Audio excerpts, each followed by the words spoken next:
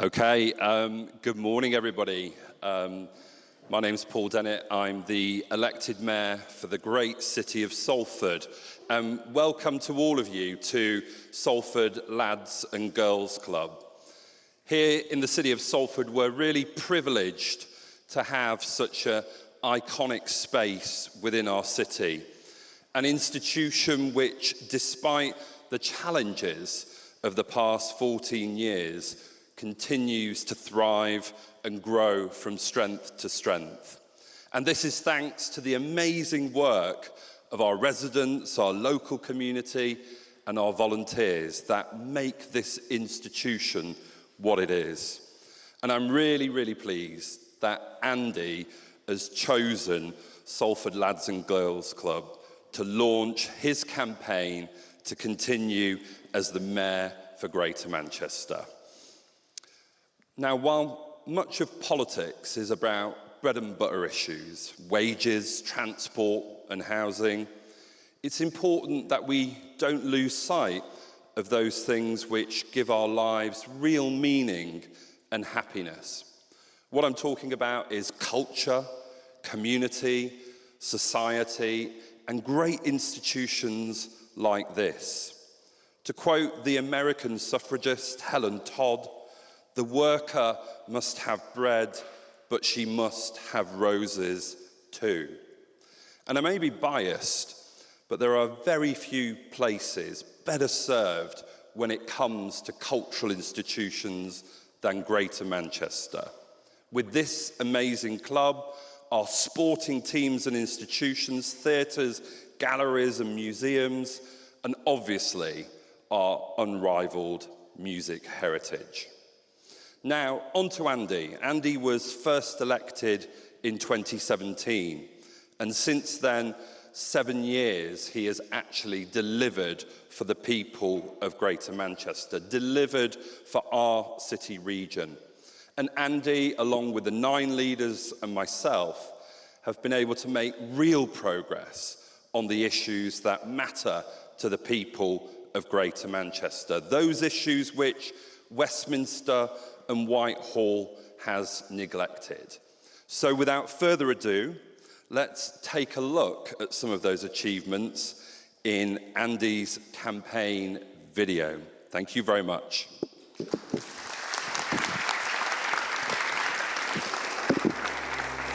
For all of my life, Westminster has failed the north of England. I saw up close and personal how the system is wired to work against us.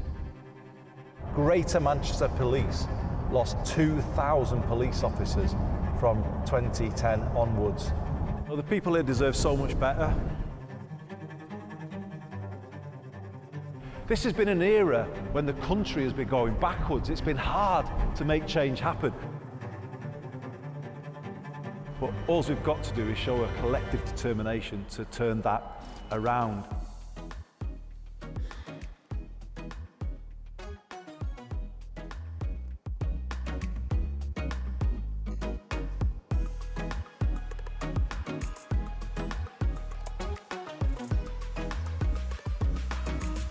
We're here today because it's a new dawn for public transport in Greater Manchester.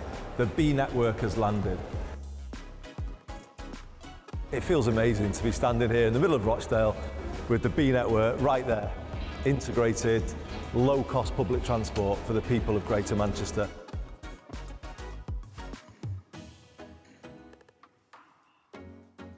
This is a vision of the future right here in Stockport. You've got modern housing, low carbon housing, right next to a zero carbon public transport system.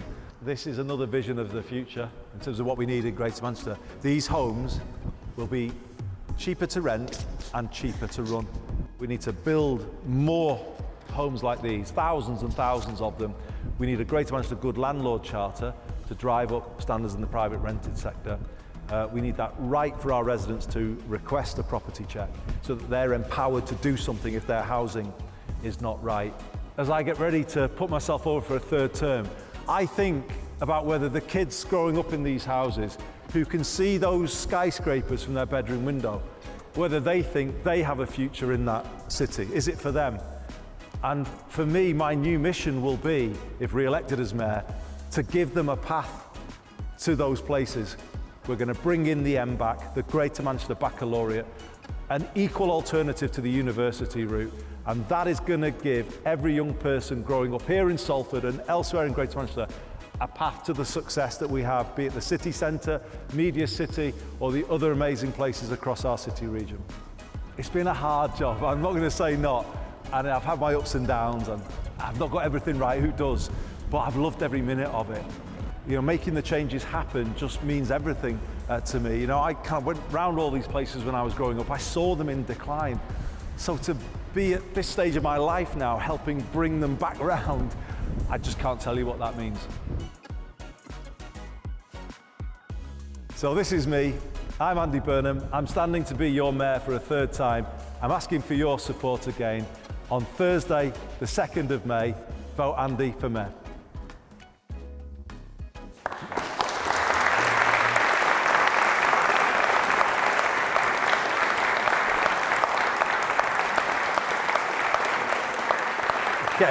I'm getting all emotional watching that. Thanks so much, Paul, for that lovely introduction. Thank you to all of you for being here today at this launch of my campaign to be Mayor of Greater Manchester for a third time. You know it's a big moment when you get an invite to the most iconic venue in the whole of the north of England, but that's where we are today, Salford Lads and Girls Club. Thanks to everybody here for having us today.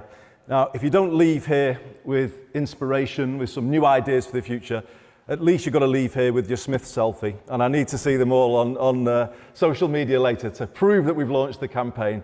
But hopefully you will leave with much more than that, because it truly is a big moment for Greater Manchester. On Monday, we marked 50 years since Greater Manchester came into being, since it was brought together. And I think we've come a huge distance in that time. In these dark times, we've been a beacon of hope for millions across the country. In these divided times, we have been a model of collaboration, a model of partnership. We have proved that you achieve more together than you do alone. And it means a great deal to me that I have 9 of our 10 leaders with us today. And indeed, we have all 10 boroughs represented in the room at a leadership level. We are a team of 10, a team of 11 as Greater Manchester, and we are the new generation, if you like, taking this city region forward, and we're more together than ever before. We're stronger than ever before, and I hope that message comes out to all of you today. And I believe our best times are just ahead of us now. We are pointing the way to a better way of running things, a different way of running things, a vision with people at its heart. That's the Greater Manchester way. And there is a real reason actually why we're in this particular venue today, which I'm going to come back to a bit later on. But when we use that phrase, leading the way, I think we can say it with confidence, we can mean it. At a time when the country has been going backwards, we have had to work hard to keep Greater Manchester powering forwards, but we've done it. We've done it. Our economy has been growing faster than the UK economy in recent years, and it's predicted to continue to do so in the years ahead. You only have to look at the skyline of our city region to see the confidence that people have in this place. And from here, it is about going to the next stage. But before I do that, I do need to look back on the last time I stood to be Mayor of Greater Manchester, what I said then and what we've done since.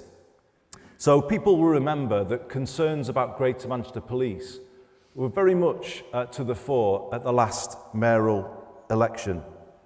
I said we would turn around Greater Manchester Police, And working with our Deputy Mayor, Kate Green, that is exactly what we have done.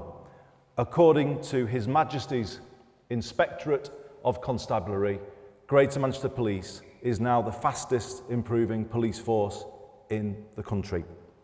And that's been done with new leadership, but of course with the support of the Greater Manchester public to invest in our police force to the point where we do now have an additional 1,600 officers on our streets since the point when I came in as mayor. We stopped the Tory cuts, we turned things around, and we put officers back on our streets to the point where every community in Greater Manchester now has a dedicated named neighbourhood team. 999, we're the quickest at answering those calls of anywhere in the country. And now 101, less than a minute on average. When I was a Greater Manchester MP for 16 years, it was never like that. It was always people left on the phone for 5, even 10 minutes. But now we've brought that right down. Greater Manchester Police is responding to the public. And it shows in terms of crime. Residential burglary, down 23%. Knife crime, down 12.5% in the last year or so. Total crime, down 2%. The turnaround is real, and increasingly people will feel it. But it applies to our fire service too. We've done the same.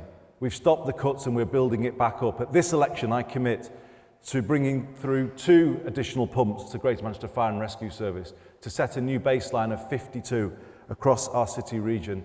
They are the best fire and rescue service in the country, and we should all be proud of that and thank them for the service that they and Greater Manchester Police give to our communities. You'll remember I said last time that we would continue to make homelessness a priority in the city region, and making it a situation on our streets where people don't have to sleep rough. And we've created a bed every night, which is a groundbreaking scheme. Nowhere else in the country does what we do. Last night it was looking after around 600 people across our city region who would have otherwise been on our streets, and we're doing that in partnership with our 10 districts. Of course, it gets harder when you have a government that's putting more and more people onto the streets, and at the moment the Home Office are putting people onto the streets of our 10 boroughs. Why? Because they're just evicting people abruptly from accommodation, and that makes our job so much harder. That's why I said before, it's been hard sometimes to make progress when you feel you've got a government working against you. But nevertheless, we do that because it's our commitment. A bed every night is our commitment, and it will remain our commitment. I will continue to donate 15% of my own salary, if re-elected as mayor, to support a bed every night, as I have done in every single month of the last 7 years.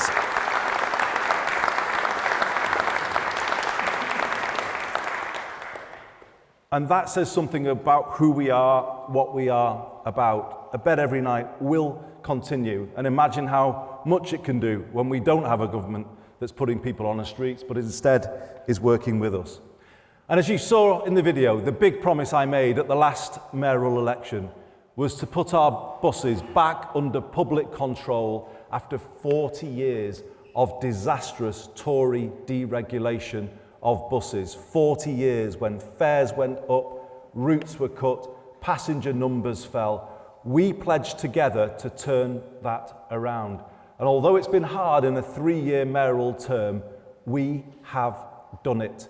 The B network is now in operation, covering over 50% of our city region. And last week, we've let the final contract so that it will come to the south of Greater Manchester in January next year. We've done what we said we would do. It's not easy, obviously, to glue a fragmented, broken up bus system back together. And services are not yet where they should be. I want to be honest with the public about that. We are still building the B network. It will take time to get it exactly to where we want it to be. But we can say it is getting there. We have successfully brought the B network to Rochdale, Oldham, the rest of Bury, and parts of Tameside over the last week or so. Some disruption in Oldham, absolutely, and we're working to resolve that. But on the whole, the B network already is as good, if not better, than what it replaced. And that's certainly true in Bolton, Wigan and the west of Greater Manchester, where the B network is clearly better than the deregulated services it replaced. But we're not saying it's good enough, and we will continue to improve it. And that's why I'm making a number of very significant commitments at this mayoral election. In the next mayoral term, we will accelerate the integration of commuter rail into the B network such that we bring in 8 commuter rail lines into the B network within the next mayoral term. Look at how Westminster has run our trains. Look at the chaos that people have to go through every day. Isn't it about time that people here can trust the trains, have a railway too that is run for people and not for profit? That's our commitment. That is the vision that we are putting forward, backed by a Labour government, hopefully that will be there soon, committed to the renationalisation of our railways. But beyond that,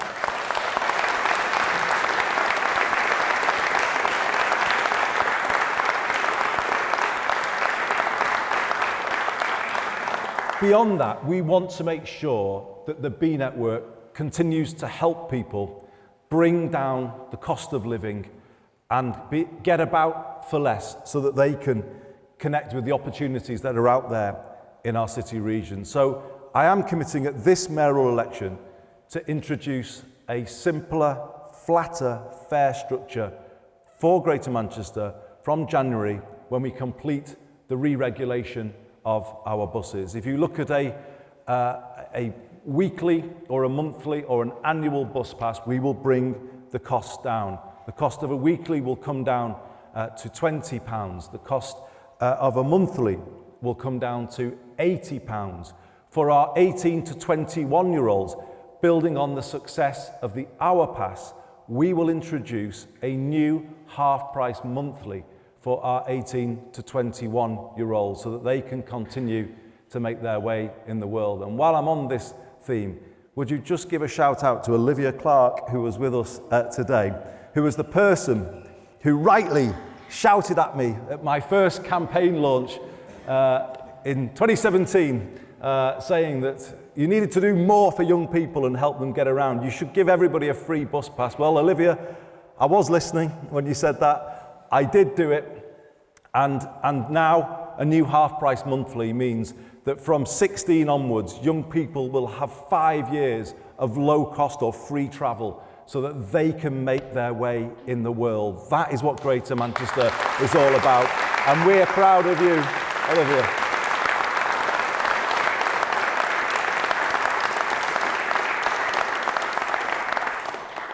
I want to continue to innovate as well. We are the home of cooperation, and we've got Rose Marley here today, who's Chief Executive of Cooperatives UK. We're lucky to have credit unions across our city region who work it day in, day out to support people. So, working with them, here's something that we're going to do. We are going to make sure that our residents, particularly those on the lowest incomes, can get the discount that comes when you can afford to buy up front. Why should that only be available to people who've got enough disposable income to get that discount? That should be available to everybody.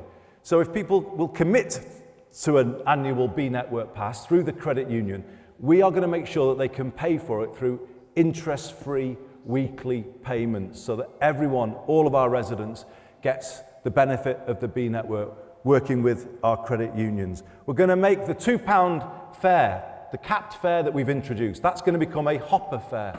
So people can use as many buses as they need to within the hour that they've tapped in with that £2 fare. And here's something that we need to correct, because it's been raised for many years actually, and it's for a city region like ours, something that we can't carry on and not do something about. In the next mayoral term, I will bring in a concessionary carers pass. It can't be right that people who support people to live independently, who want to get out and about on our transport system, aren't supported to do that. If somebody needs a carer to travel with them. So isn't it about time that we brought in a concessionary carer's pass? And that is what we're going to do.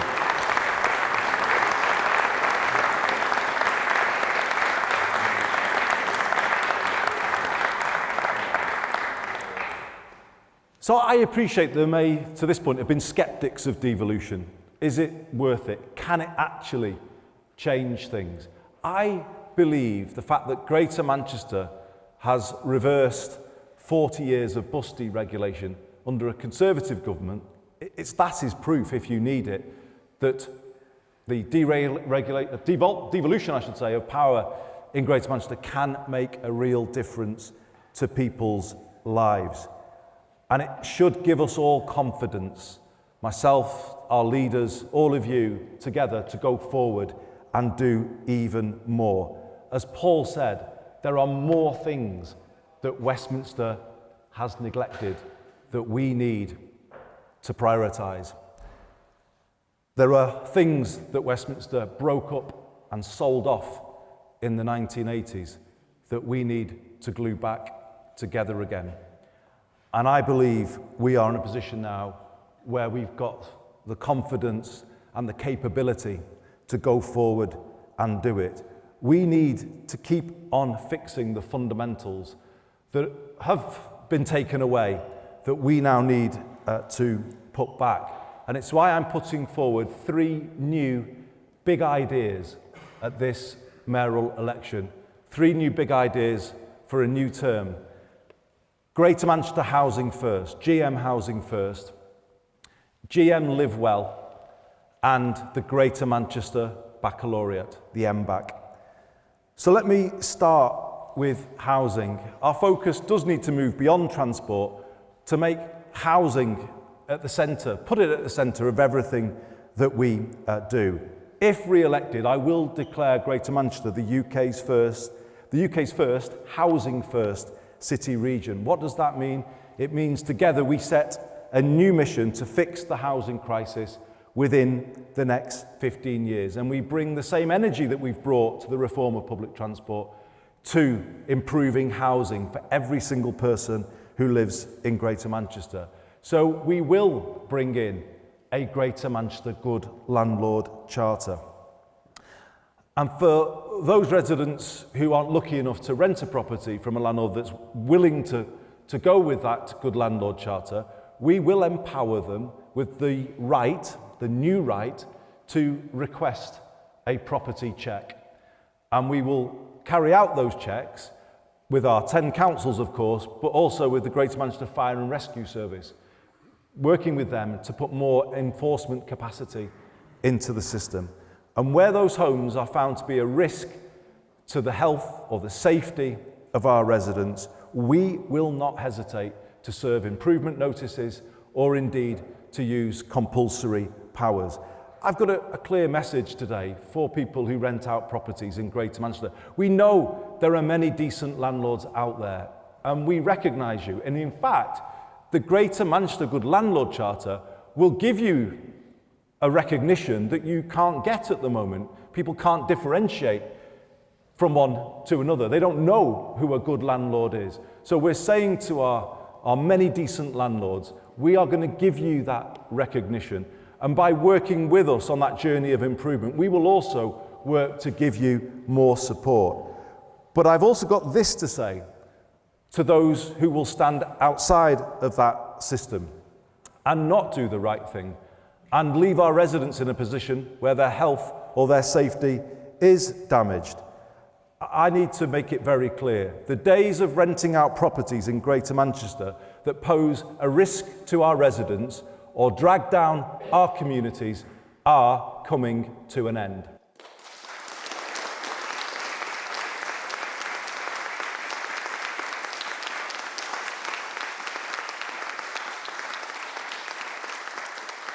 This is what I mean by fixing the fundamentals. The lack of good transport, the lack of good housing has prevented some people being able to fulfill their potential, ensuring a good life for their kids. And that's been the reality here for too long, and it's why we're calling time on it. But we've got to do more to put that foundation beneath all of our residents to make sure they're supported to get on in life. And this is where GM Livewell comes in. Working with primary care and developing ideas around social prescribing, we've begun to put in place everyday support in our communities, and Paul has very much pioneered that approach here, helping people with everyday mental health and well-being, a different way of supporting people. And you can see it across all of our 10 boroughs to one degree or another. But this is where I think we need to go further.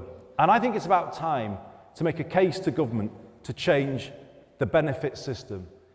It's based on this sort of Westminster mantra that somehow people can't be trusted, that you need a system that's constantly there checking up on them, tripping them up, because by and large most people don't do the right thing. Well, we don't believe that here. We believe in our people. We take the opposite view, that most people here want to get on in life, want to contribute, but they're often prevented from doing so by the way the system works, or the way the system works against them, I should say. It actually makes many of our residents who come into contact with the benefit system on a daily basis feeling worse about themselves. It actually damages their sense of self-esteem because it is an impersonal, top-down tick box system. And we are going to make the case together to change that. And we're already in conversations with the Labour front bench about this. I would like to see a very different approach where Livewell builds out and is not the old distrustful deficit model, which kind of assumes that people will do the wrong thing. It's got to be a more positive vision, an asset-based approach, where we see people as people who need support in their everyday life, who need their confidence building up. And that's why we want to see the devolution of the Department for Work and Pensions support budget, so that we can bring it into Livewell and put that type of support in the heart of every single community in Greater Manchester. I'd like to see it even to the point where our Job Centre Plus estate is renamed Livewell Centres, where it's all about a positive vision for our residents, helping them to get on. Housing First in Greater Manchester has proved if you set people up to succeed, they will succeed. They will surprise you in terms of how many people will recover. And this is the moment to make that principle go much further. Give people the support to recover. Help people find the path that's right for them. And that's what we're going to do with GM Livewell. But this then brings me to the third big idea, the Greater Manchester Baccalaureate. And this very much actually is at the heart of my campaign to be mayor for a third time. And this would be my personal mission if re-elected. I do feel this very personally, and it does explain why we're all here today. Why are we all here today? We're here because 40 years ago, I'm really frightened to say that to you all this morning, but it is about 40 years, 38 maybe, since I stood outside here with my camera as a teenager, taking those pictures outside as so many of us have done over the years. 40 years ago. Now that was a time when this place, things were leaving, things were closing. You'll all remember it, or many of you will remember it. It was not an easy time to be around in the northwest of England. But then I went from here to university, and I saw pictures of this place on the walls of people from all over the country. They all had the poster. And I remember that having a really big impact on me, that kind of we had something here that everybody else could recognize and see. Those pictures, those posters said something about the power of this place, Greater Manchester, the talent of its people, the belief that this institution that we are in has had in working class aspiration and building working class aspiration. And that says something to me really powerful about Greater Manchester. When the country wasn't believing in the young people here, our communities were. This place was built through local self-help. People here did it for themselves because they believed in the young people growing up in these streets. And I just think, imagine if we had a country that felt the same, that also believed in this place, that also believed in the people growing up here. But my message to the young people of Udsall, Salford, the whole of Greater Manchester is we do believe in you. We are backing you. It's why we've given you the R-Pass. It's why we're going to go further with half-price transport, because we want you to build the new Greater Manchester. And it's our generation that are laying the foundations for you. We want people like Olivia and so many other talented people across Greater Manchester to kind of come through now and take us to the next stage on the foundations that we believe we are building. That's where we are at. We haven't finished that job of fixing the fundamentals, but we're getting close to it now. And we can begin to have higher ambitions for the future.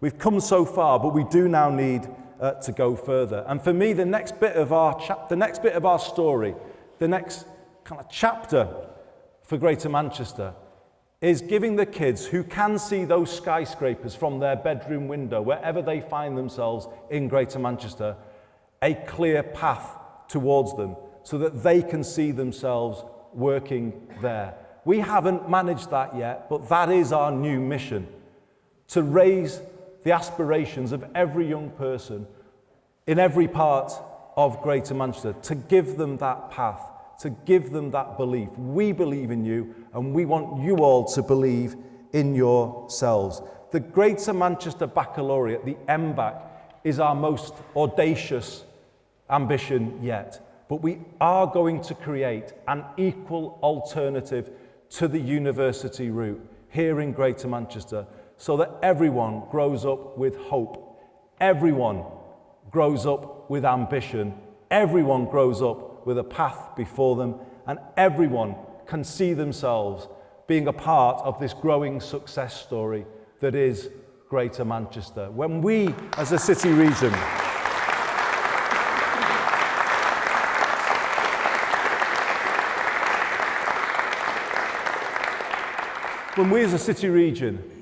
are fully making use of all of the talent that is out there in our 10 boroughs, that is the time when Greater Manchester will be achieving its full potential. And that is the next chapter that's ahead of us. And it's why it's the most exciting one yet. For the last 50 years, Greater Manchester has had to pull itself up. Nobody did it for us.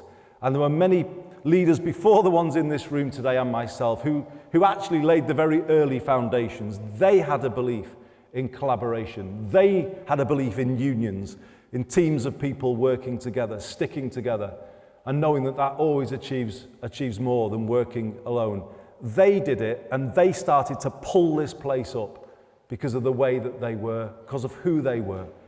And through the decades now, we've come through more and more. And we've got to this point now. We have shown there is a better way than the Whitehall way. We have shown that the mantra that money and the market is everything doesn't get you to the right place. We are fixing the fundamentals so that we put people at the heart of all the things that matter. A transport system that works for people, a housing system that empowers people to have a good, secure home so that they can have a good life. And now an education system that puts young people at its heart and gives every person growing up in Greater Manchester something to hope for. We have shown that there is a better way than the Whitehall way. The Greater Manchester way is a vision around people with its heart. Greater Manchester is leading the way, and the best is yet to come. Thank you so much for your support, everybody. So Andy on Thursday the 2nd of May, and let's make this success story go to the next chapter. Thank you very much.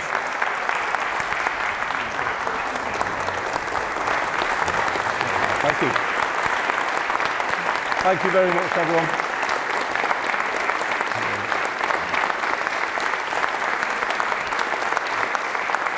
Thank you. Are you going to cry now?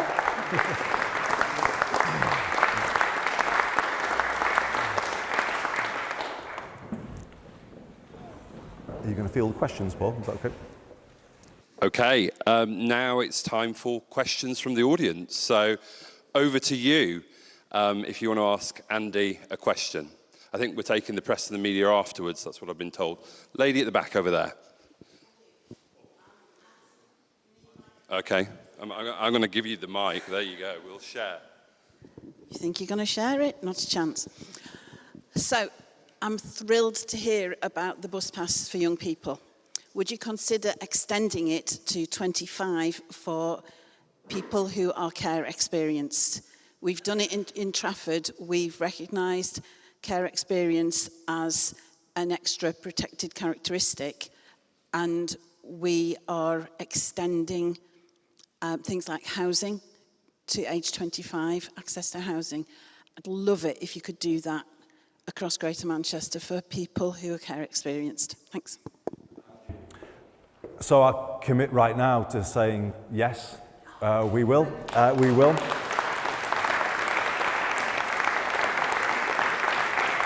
I rightly praised Olivia for the R-Pass. And to give you confidence, we have extended the R-Pass up to age 21 for our care experienced young people. So that's in place already. So following through that principle, we would obviously like to do it. I only hesitate because I've got to make sure that when we're promising things, we can afford them. So the things I've announced today, I know we can afford to do. And the great thing about taking control of buses, and we've all made that argument together, is that when you see people starting to use the buses again and you see the fare box increasing, because we now control the fare box of over half of the buses in Greater Manchester, we now know that when we see that growth in revenue, that can come back to supporting things that matter to our residents. In the past, that would have evaporated out of this place and gone into the pockets of people, God knows where. Now it comes back to here. Now it comes back to keeping fares low. And I absolutely can say that we would make a monthly half-price pass for our care experienced young people a priority. But obviously I would need the leaders, and they're looking at me thinking, what's he going to promise next and how much more of our money is he spending? But I think we're all agreed the point of taking control of buses was so that we could make them so much more affordable to everybody growing up here. And if you look at the range of things we've announced today, the reality is everyone can save money now by using public transport, and we're going to continue to do that. But absolutely yes to what you've said. We'll give it careful consideration. Great. Okay. Next question. Councillor Bravener at the back over there. Sorry, Kevin. You're right to run round.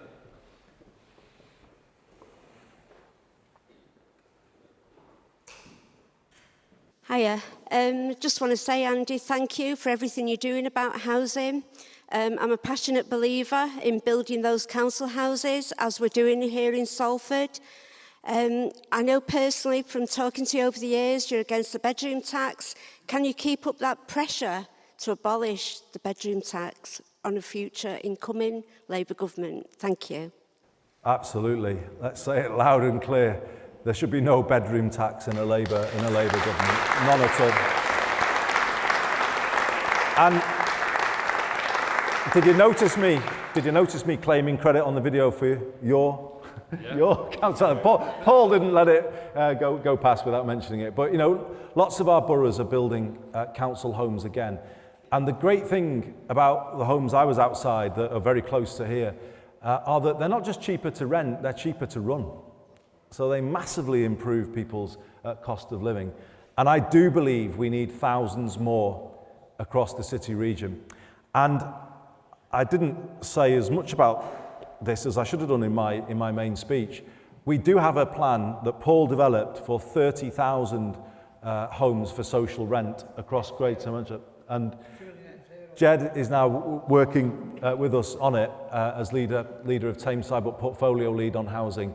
We are already in conversations with the Labour front bench, and we are saying to them, back us to fix the housing crisis. An incoming Labour government should set a mission to fix the housing crisis. We can't just keep talking about it and not really start to move on it like we've moved on public transport.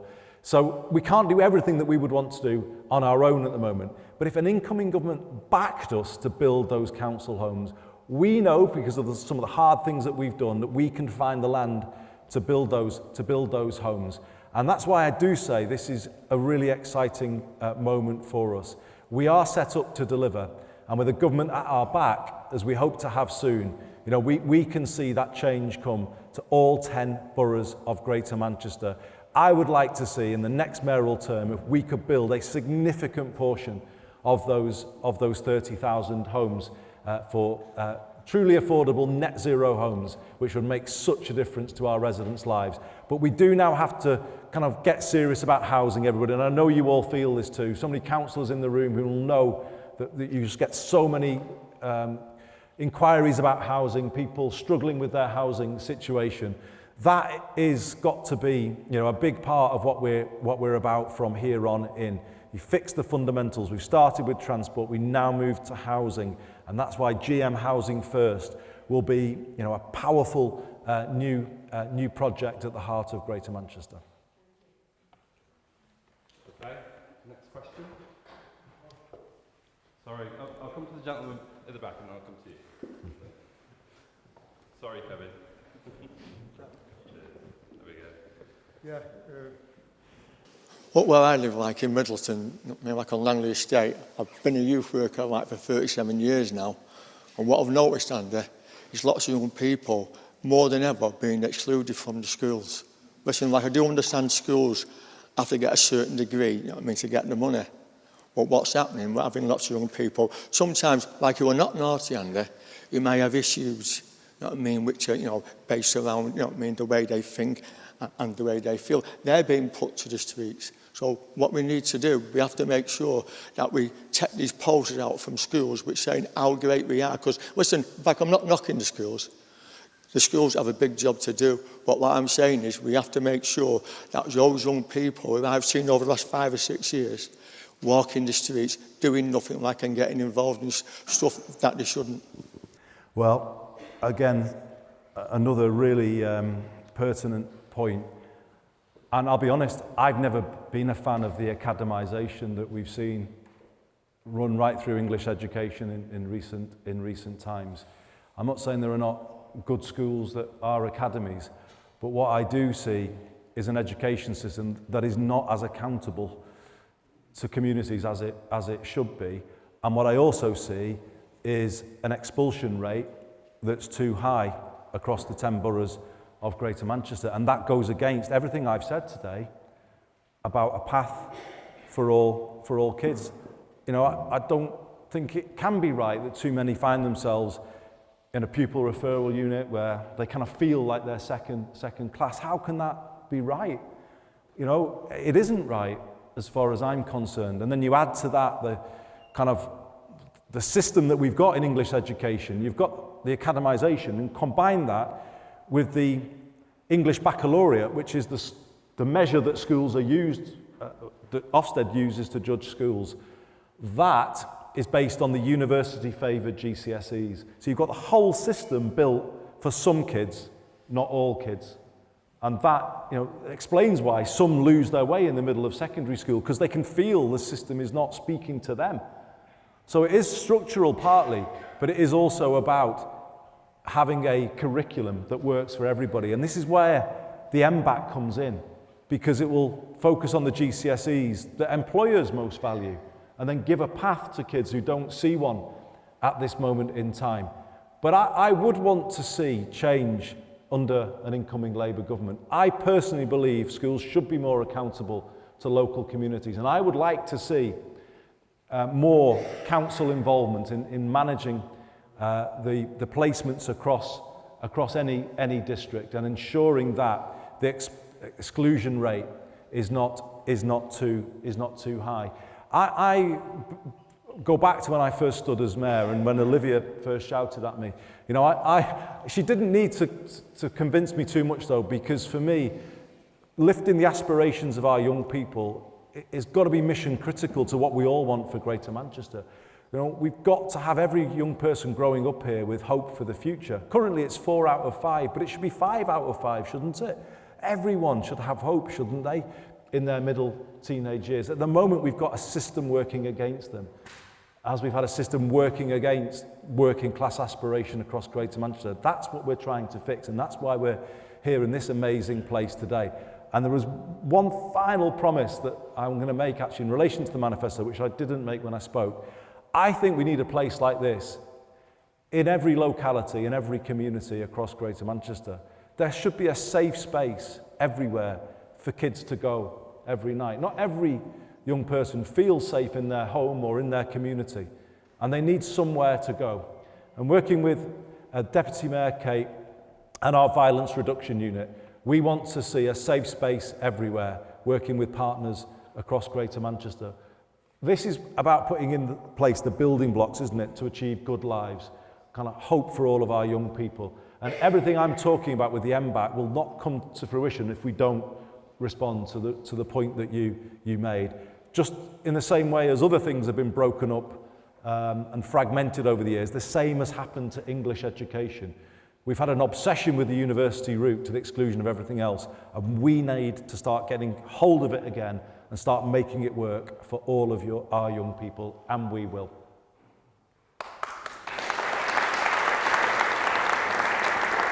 Olivia wanted to ask a question.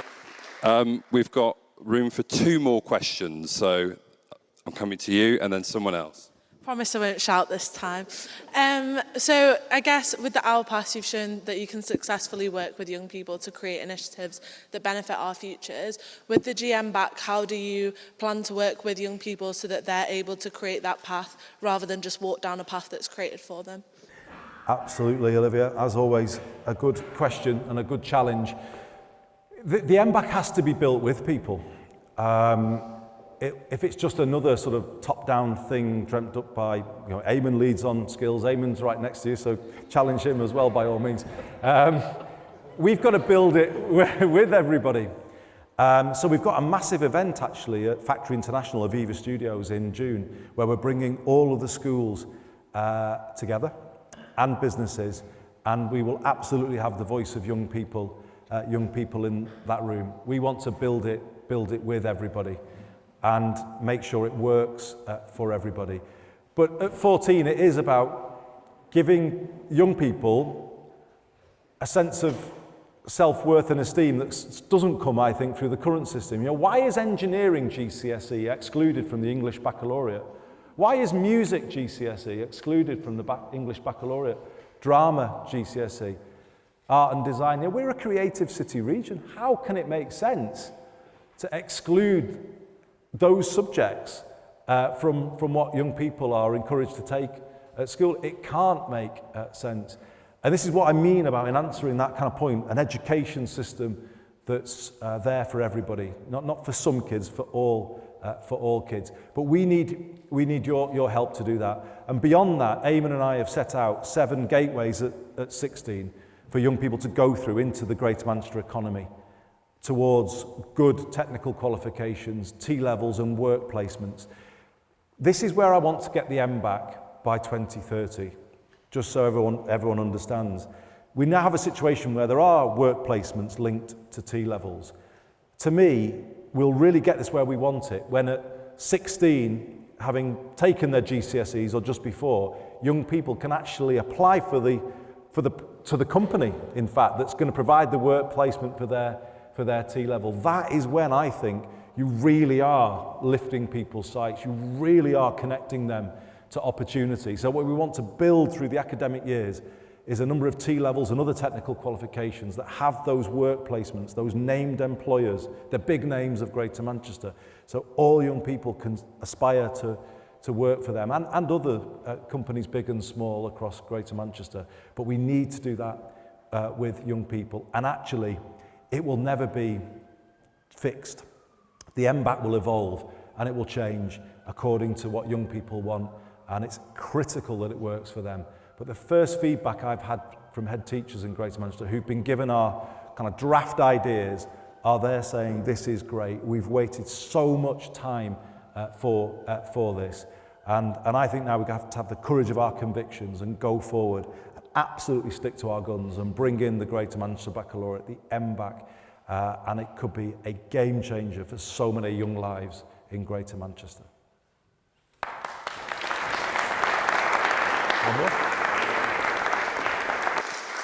Okay, I've already kind of chosen. So sticking with the theme of young people, I'm going to come to this gentleman here. There we go.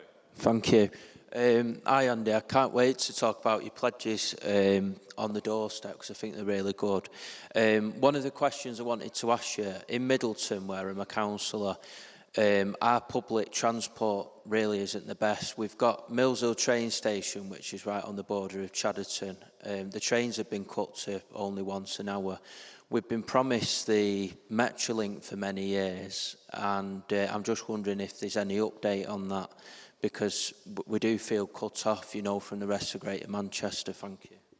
Oh, thanks for asking the question. You know, you're tempting me here because you know I've got a soft spot for Middleton in my heart. My first job when I came back from university in 1991 was unpaid reporter on the Middleton Guardian. So Middleton will always absolutely have a place in my heart.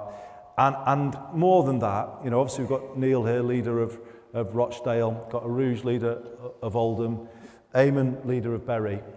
I think we do need to make sure that we lift the north of Greater Manchester sometimes where we don't have the same infrastructure, the same employment opportunities, and Bolton too, and Nick here. We know that, we are committed to doing that. So we have big ambitions for the north of Greater Manchester, Atom Valley and all the good jobs that will come, but we won't achieve those unless we bring new infrastructure through. And absolutely, I want to bring Metrolink to Middleton, but Haywood too, and through a new line up to Bury, and that is our commitment, and we'll put out plans for that later this year. So it absolutely is our commitment. You know, I see the potential of places like Middleton, but you see also in the film what we can do with places south, Stockport, and you know we've got a commitment to take Metrolink south to there too, and Nick as well to Bolton. We want to keep building out this success story so that everywhere is connected to a city region through low-cost public transport. I don't want anymore to have this sense that, you know, there's some places where it's all happening and there's other neglected places. Well, just as I say, everyone's got to feel part of this. Every place has got to feel part of what Greater Manchester is doing, and that's why we're going to, you know, work really hard at that in the next phase. Look at the Stockport model. It is a great model, but it is beginning to go to Farnworth in terms of the work that Nick is doing. There's been investment in Rochdale. We can take it to Middleton, and we've got to keep this building right round the city region. And obviously, Tom is doing a huge amount in Trafford as well. I think if I may thank everybody then before we conclude. Paul, can I thank you for introducing me again? Really appreciate everything that you've said. Would you just thank our signers, everybody? It's hard signing for me, but they've managed it.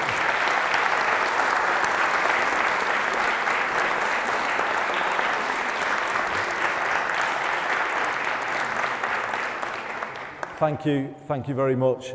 I want to thank the media for coming. We haven't addressed your questions yet, but we will do. Thank you for covering the launch.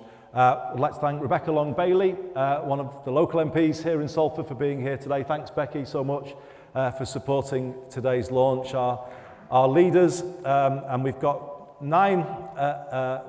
8 of our 9 leaders. We've got Nazia representing David from Wigan, so we're well represented in the room. I feel well supported, and I want to stress that point again. I think we're more of a team. We're more Team Greater Manchester than we have ever been, aren't we? We're a really like-minded team. We're tight, we work together, we support each other, and that is the spirit that is carrying us into that new era. And the fact that they're all here today and your support means everything. Thank you so much, all of you, for all of the support you give me. And I know we've got so much more to give, all of us. But then I look around at all of our councillors and our members. It's brilliant that you're here. It's brilliant what you do in your communities. In tough times, because they are tough times for our residents, aren't they? We have continued to show that there are things that can be done. Politics can make a difference, and you do that day in, day out in your community. So we thank you. We thank you all for that. And a final couple of thank yous, one to Salford Lads and Girls Club. There isn't a better venue, is there, to launch a manifesto that has working class aspiration at its heart. That's why we're here. It's something that means so much, a place that means so much to me. We're honestly so grateful that you've hosted it. And we hope those selfies bring you a bit of justified attention this afternoon, and we fully support all the amazing work you still do out of this place for young people in Salford and across Greater Manchester. So thanks to the club. And if I could,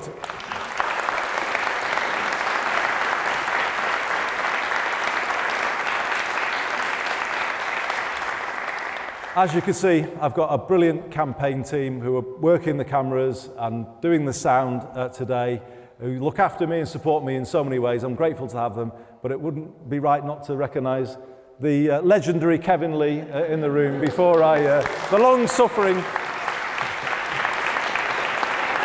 who was made today happen. So it's been a great morning to be with you all. I feel absolutely ready to go out to win the campaign, and obviously win with all of you who are standing for election as well. We're entitled to be on the front foot, everybody. We've got positive plans for the future of Greater Manchester. Greater Manchester is leading the way. You are leading the way in your communities, and let's go out there from here and show what the new Greater Manchester looks like. Thanks for being here, everybody, and see you in the campaign trail. Thanks a lot, Paul. Thanks, everyone. Thanks for coming. It's really nice of you to attend that.